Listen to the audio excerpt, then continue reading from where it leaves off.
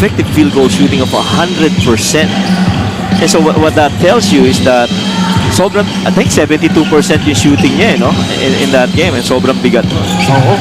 Last 2 minutes brought to you by Sports Plus, the official sportsbook of the Mpbl. Jonathan Medina scores for Marikina. 90-65.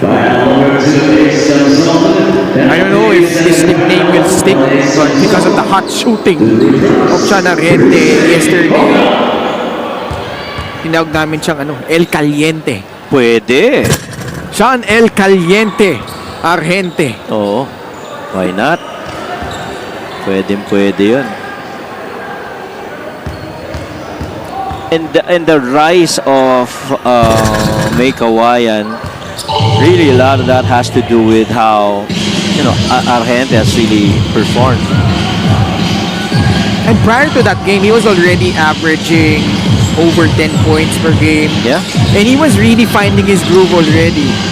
And we're talking about May Kawayan because with Marikina's win today, aangat sila 4-4, Coach Mike. Kahapon, naging 3-4 din yung Bulacan. So my point being is some of the teams already in the north beginning to find their rhythm. You saw Pasay after a slow start ngayon, nasa second place na sila, 5-2. Valenzuela with an upset victory against Quezon City, tabla-tabla na sila dyan, 4-3.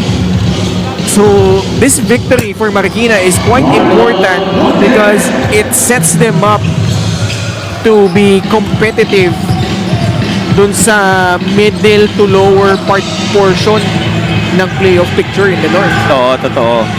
And this is what the fifth straight game already for Sean Argente where he scored in double digits. You know, those 3 games that they lost, he scored 11, 25, and 15. That was the game against Quezon City, Caloocan, and Quezon. And then he followed that up with a 10-point game against Negros, where his effective field goal shooting was at 60. But man, that 22-point in that game against Rizal really pushed his percentage, and you know that he's in a good groove heading into the Heat. We're live from the Kamalig in Orion, Bataan.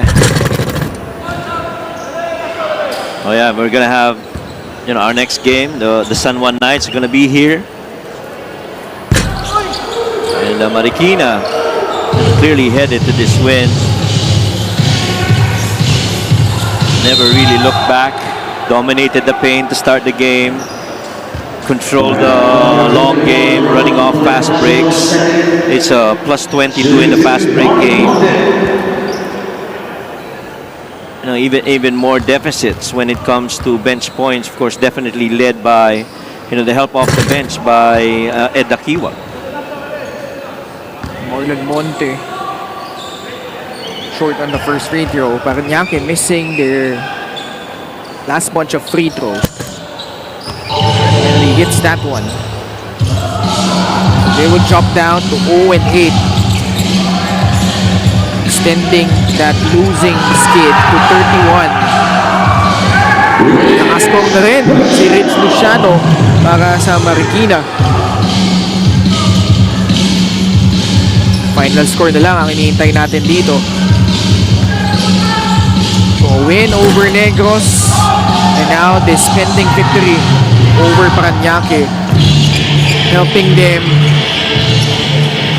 restore order and get themselves on the cusp of those teams that we mentioned already in the North Division, Coach Mike. Yeah, and second, 2-game win streak for Marikina. Another failed game for Parañaque. You know, you start this season in an 8-game losing streak.